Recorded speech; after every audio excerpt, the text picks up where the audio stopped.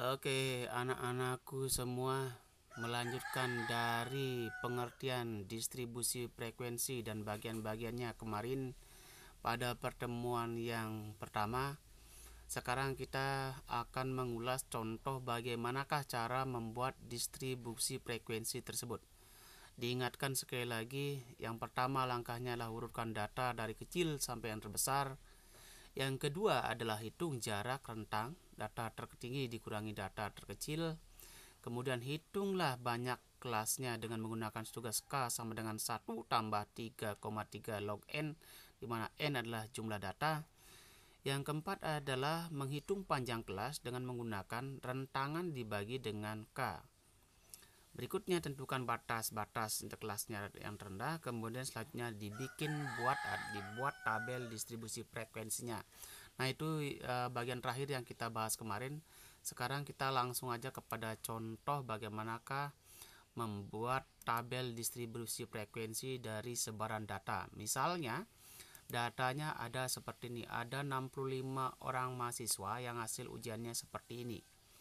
Nah, ini kita akan tampilkan dalam bentuk distribusi frekuensi.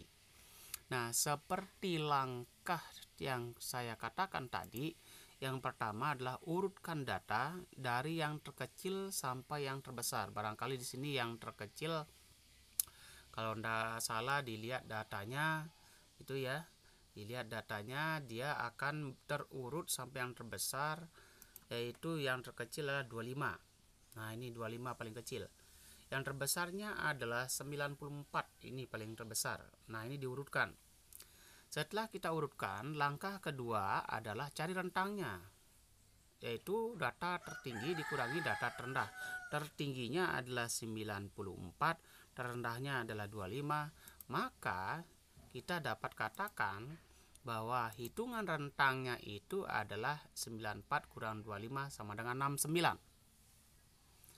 Langkah ketiga adalah mencari jumlah kelas, dalam hal ini menggunakan Stuger dengan menggunakan K.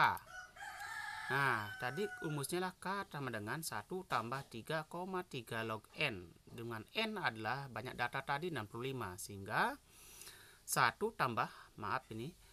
ditambah 3,3 log 65. Ini tambah ya, sekali lagi ini tambah ya. Log 65 itu adalah 1,8, bisa dicari di kalkulator. Dikalikan dengan 3,3 ditambahkan 1, hasil akhirnya adalah 6,98. Ini dibulatkan menjadi 7 karena menyangkut jumlah kelas, tidak mungkin ada desimal, sehingga banyak kelasnya atau jumlah kelasnya adalah 7. Itu langkah ketiga. Langkah keempat, setelah ada rentangan dan ada banyak kelas, maka kita akan mencari panjang kelas.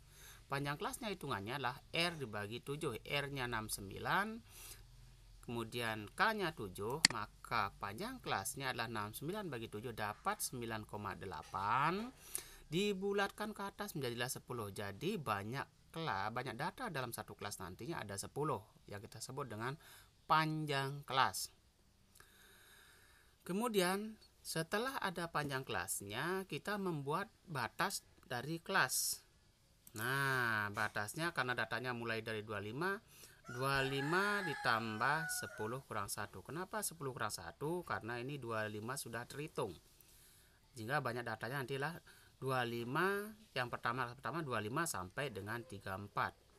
Berikutnya 35 sampai dengan 44. Sederhananya ngitung karena banyak data dalam satu kelas adalah 10, mulailah dari 25, 26, 27, 28, 29, 30, 31, 32, 33, 34, pas 10.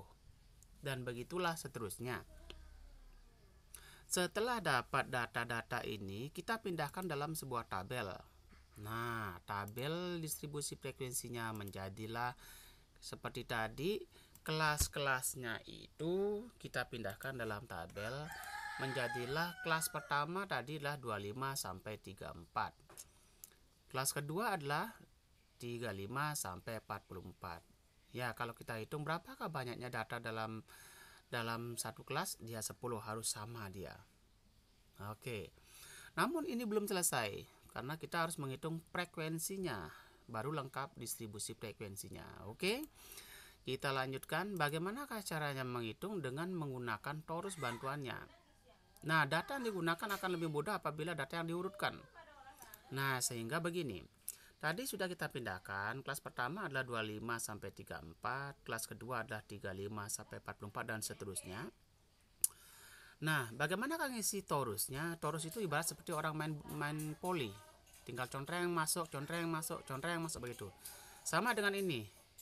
25 contreng, 25 contreng, 26 contreng, 27 contreng, begitu. Sehingga apa? Kalau kita cari datanya 25 sampai 34 adalah 1 2 3 4 5 6. Ada 6 data. Oh, 35 jangan hitung karena lebih dari 34. Sehingga menjadilah yang pertama adalah ini. Nah, ini contreng-contreng 6 dimulai. Yang kedua adalah 35 sampai 44, mulai dari 1 2 3 4 5 6 7 8 9 10. Lebih ya? Diulang.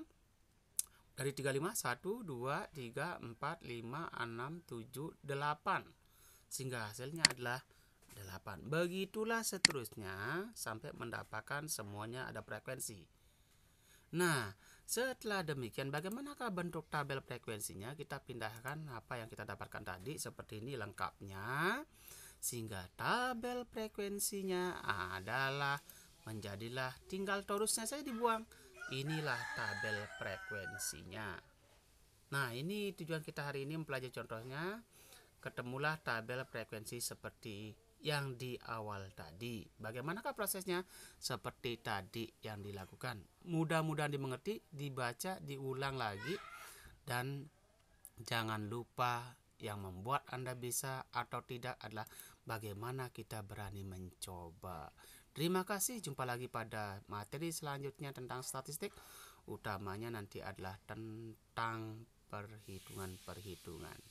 Atau yang setelah ini kita akan pelajari bagaimana menyajikan data itu dalam bentuk histogram poligon. Oke, terima kasih. Sampai jumpa lagi pada materi berikutnya.